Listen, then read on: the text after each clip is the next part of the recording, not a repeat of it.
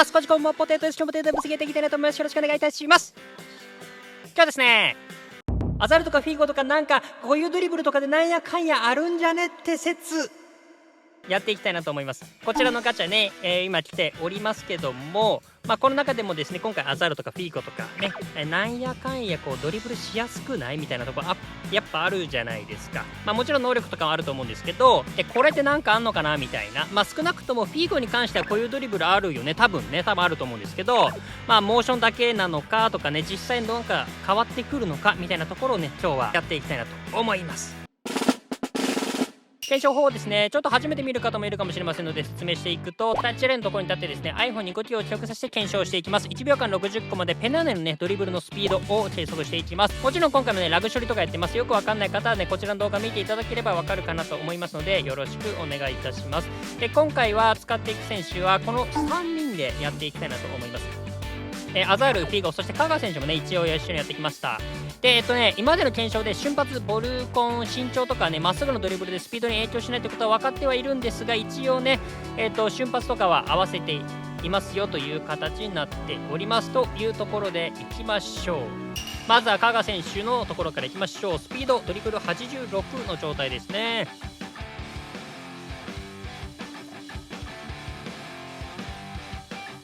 はいはい、大体5秒前後になるのかな。1コマぐらいのね差はあってもいいのかなって感じはするんですが、はいはいはい。でアザールも見ていきましょう。アザール皆さんどうですか？結構使いやすいやっぱあるかなと思うんですけど、僕もねちょっと使っててなんかやっぱドリブルしやすいなとは思うんですが、でもスピード自体はそんな変わんなそうな。はいはいはい。はい、見ていただきました。ということで、ここまではですね、そんなに変わんないかな。4秒59コマ、あとは5秒0コマみたいな形になっているかなと思います。なので、なんか見ててもそんなにね、違いはあんまり感じられなかったかなと思います。じゃあ、フィーゴですね。こういうドリブル持ってると思いますから、これでどうなのか見ていきましょう。フィーゴもドリブルスピードが86の状態ですね。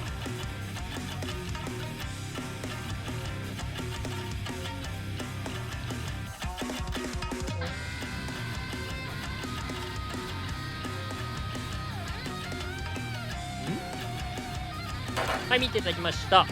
なんかちょっと遅い、微妙になんだろうこれ、微妙に遅いな。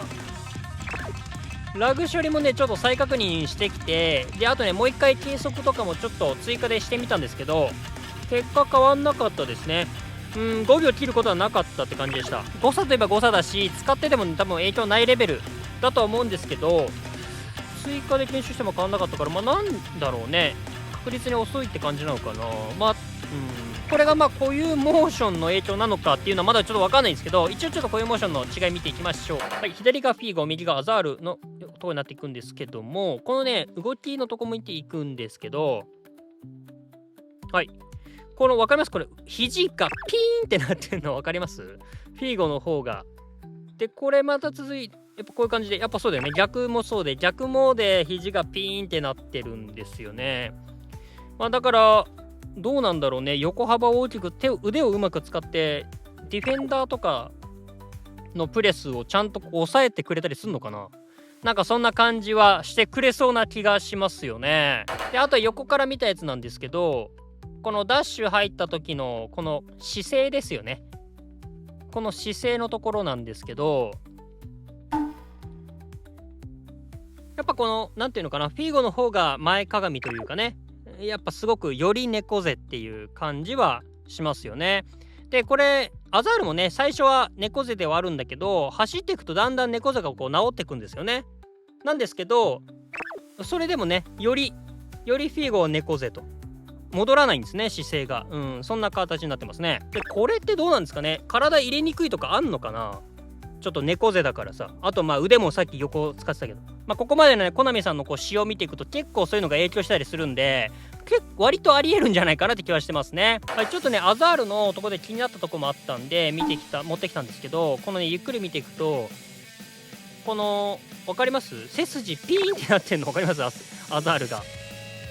ここれハーフライン越えた後のドリブルなんですけど、ハーフライン越えた後ね、アザールがダッシュドリブルしてもね、背筋がね伸びてるんですよ。だからまあなんかその後の次の動作はしやすそうだよね。パスとかフェイントとかね。だからなのか分かんないけど、ちょっとボールも近い気がします。気持ちね。まあたまたまかもしれないし、他の選手でもまあこういうことあるかな、ある気もしなくもないんで、ちょっとたまたまかもしれないんですけどね、疑惑としてハーフライン越えた後背筋が良くなるよみたいなところもちょっと言っておきます。であとね、これはちょっとおまけみたいな感じなんですけど、このドリブルをしててね思ったことが一つあって、このダッシュ入力ですね、これがされてからボールタッチするまでの時間、ここがですねちょっと違いがそれぞれあったなっていうのがあって、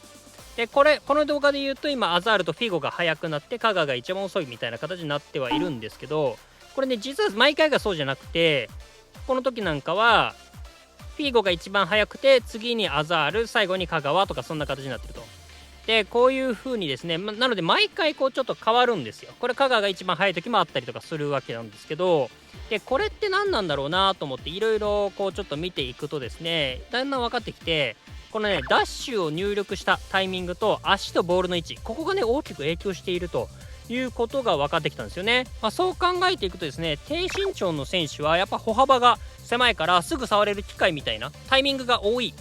みたいなことは言えんのかもしれないなっていうのは、これはまだ疑惑ですけどね、そんな感じがしてます。そう考えるとちょっと納得する部分もあるしね。で逆に言えば高身長の選手でもタイミングさえ合ってればですね、早く触れたりする、ダッシュできたりするわけですよね。だから上手い人ってこういうのが自然とできてんのかもしんないなとかね、いろいろ思ってたりとかしました。はい、というところで、この辺ねいろいろドリブルについても見えてきたんで、今日は一旦結論です。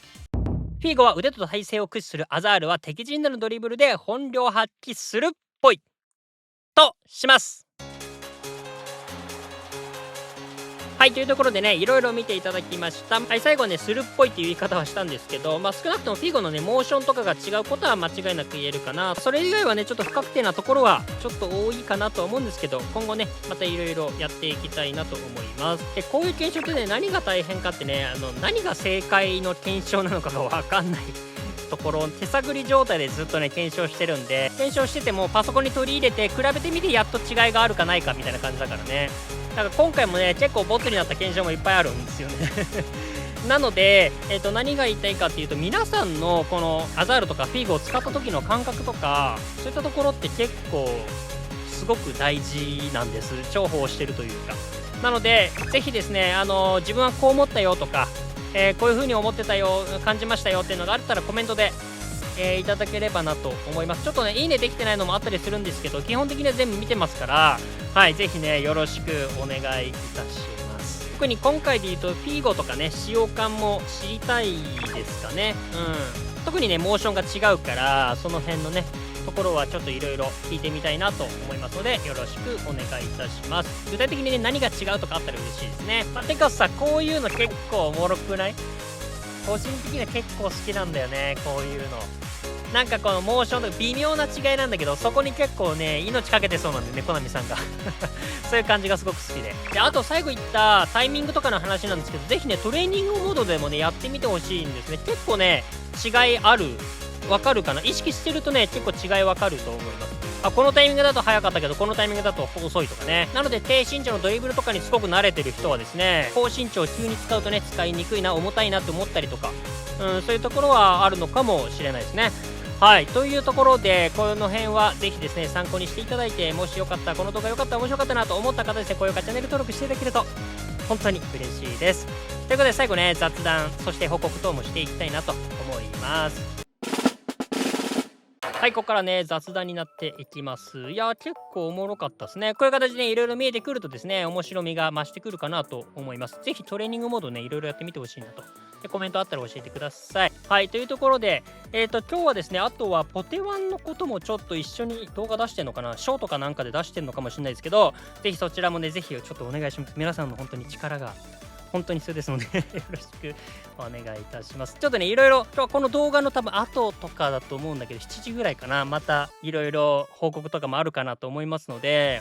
ぜひ楽しみにしておいてください。どんどん年末感っていうのはどんどん強くなってますけども、最後ね今年楽しんでいきましょう。はい、ということでいかがだったでしょうか。皆さんこの結果どう思いますでしょうか。皆さんのご意見ご感想クレーム等々あればですね、コメントで教えていただければなと思います。年内3万人を目指しておりますので、あと1000人ぐらいなんですけど、1200人ぐらいかな、ちょっと厳しいんですけど、どうか